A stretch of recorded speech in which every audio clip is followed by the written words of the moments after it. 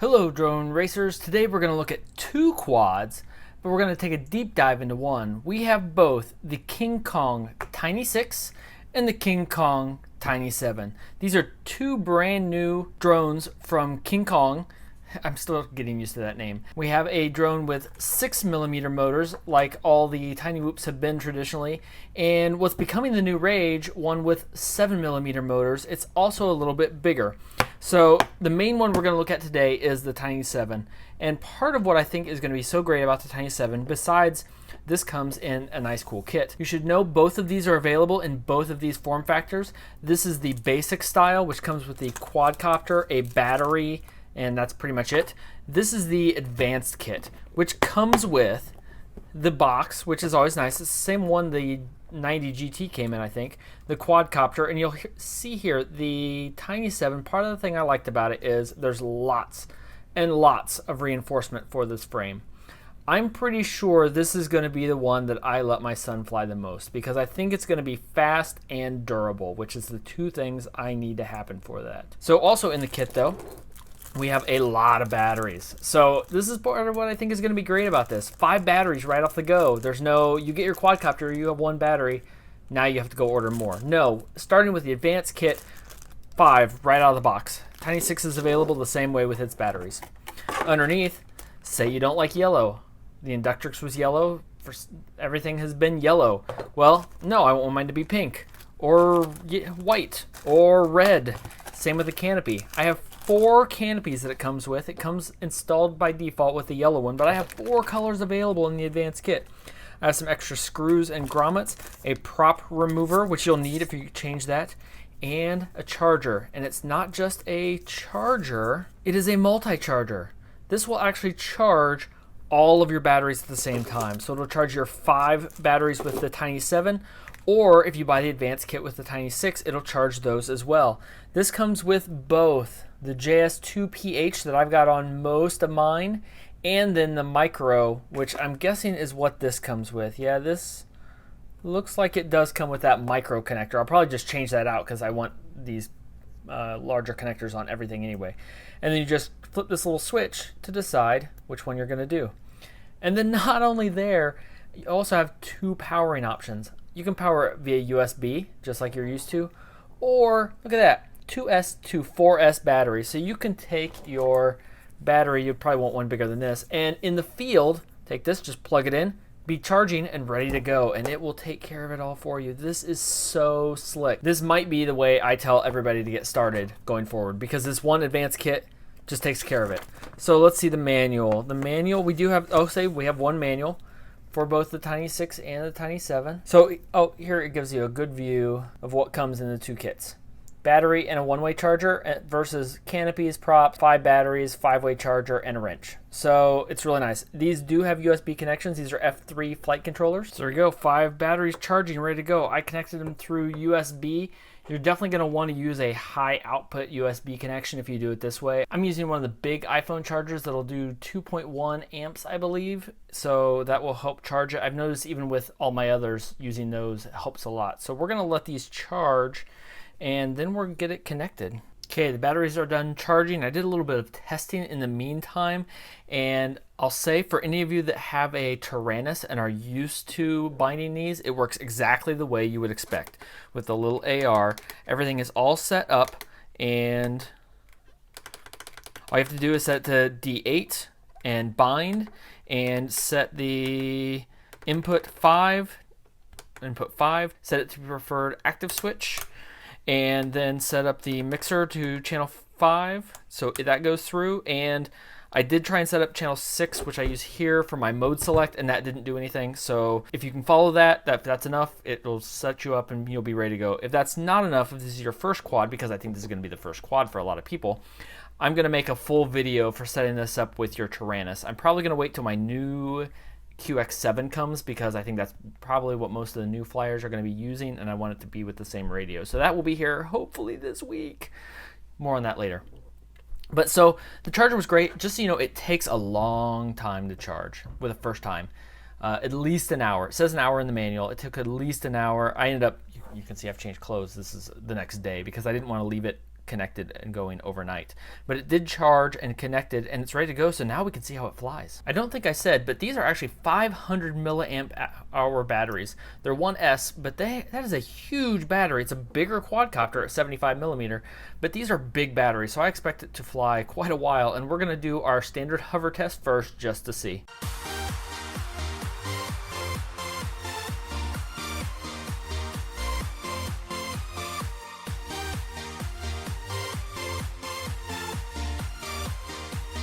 Holy cow, that was almost 6.5 minutes. That is a long flight. So yeah, those batteries are huge.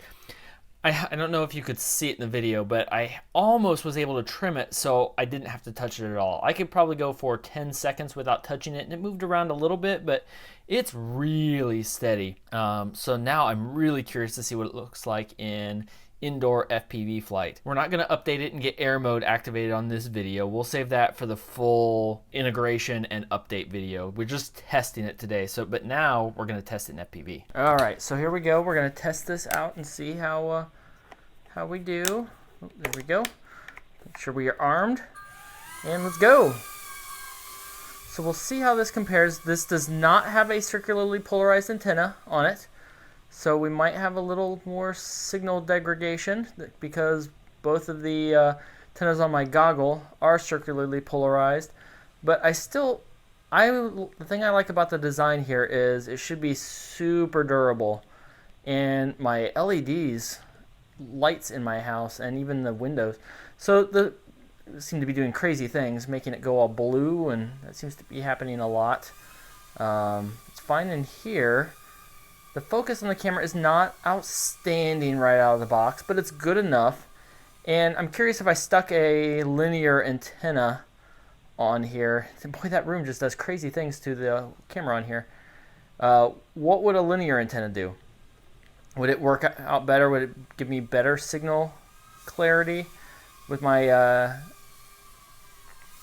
I've got my eSheen VR D2s going here, because I can record this and see what's going on, and the diversity is nice. So it might be nice to put yeah, this thing's pretty zippy.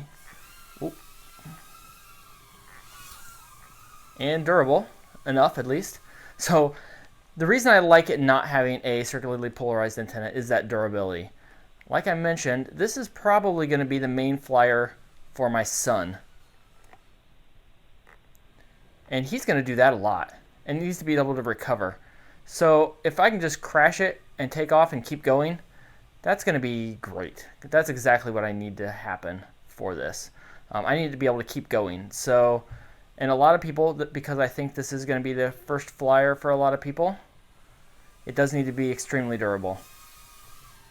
Whoa. So, after all that talk of durability in the video, you saw it fell out of the sky. And what happened is this motor just stopped working. I let Banggood know and showed him the video that we'd recorded conveniently, and they sent me a new one. Or actually, I had to buy a new one, and you can see a link to it here. But I put it in, and they gave me a refund for the cost of that. So basically, they sent me a free one, and I've tested it. Everything works just fine. So it is good to know that there are replacement motors for these. You can buy them in a 4-pack or an individual. But everything worked just fine there, and we've done a little more flying around just to make sure it's all good. But now we're going to finish that video, and now that it's been a little bit longer, I'm going to let my son fly it. All right, let's test this thing.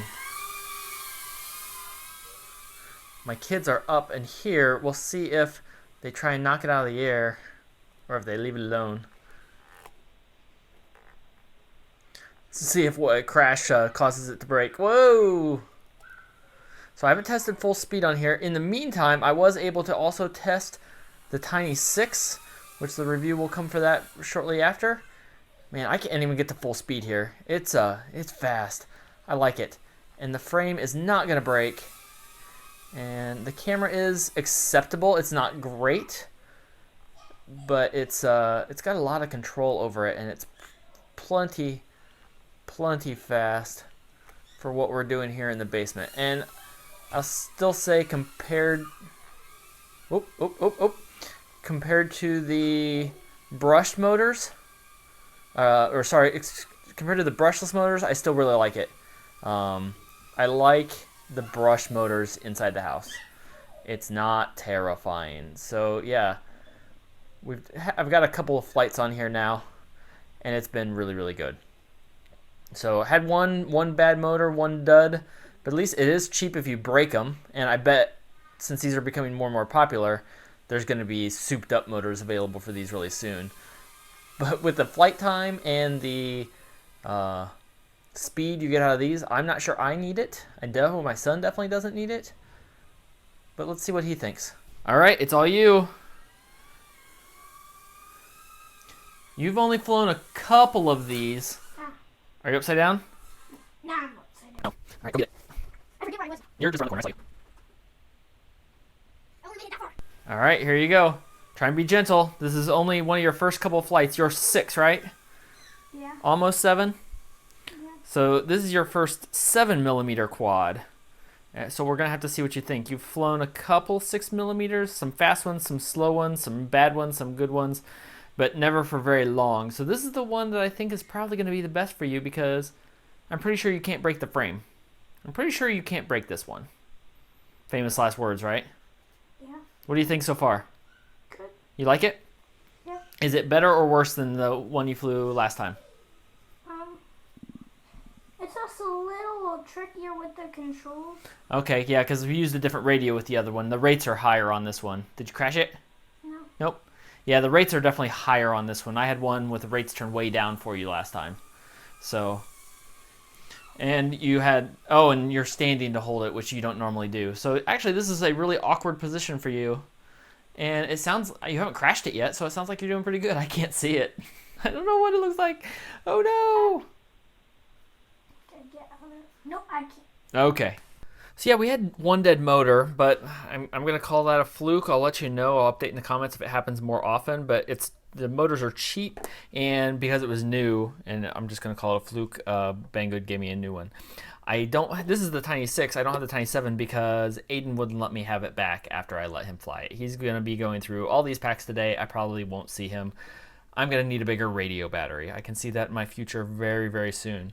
So final results for the Tiny7. I think the Tiny7 is really good. I think it's really fast. I think it has a nice long flight time. Should you get the Tiny6 or the Tiny7? That's a really good question. The Tiny7 has a better frame. The Tiny6 I think is faster. If you want long flight time, get the Tiny7 that's flying in the other room.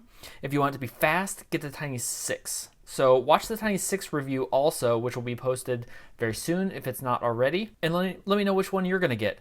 Overall, though, I will say I loved my Eachine E10S, but this is just a better form factor. And it's about the same price, and it has a real receiver in it that you can reuse. So I think I'm going to have to go with the Tinys. The Tiny6 or Tiny7 are both great options, mainly for a new flyer, mainly because of this 5-pack of batteries you can get. Getting the advanced kit is just the way to go because you get all the batteries, you get the charger, you get everything except for a radio and goggles. It's a great, easy way to get started. I think King Kong had an outstanding idea when they came up with this. I highly recommend it. So that's going to be the end of this video. Leave us a like and a comment down below with which combination you want. Subscribe so you get alerted when the Tiny6 video comes out. And we're going to be doing a recap of all of them that we've reviewed so far here soon to have a recommendations video because I've got a big pile of quadcopters over here now to go over and compare. And until next time, remember, King Kong is better than Godzilla. Maybe? I don't, maybe not. Maybe not. I don't, no, that's wrong.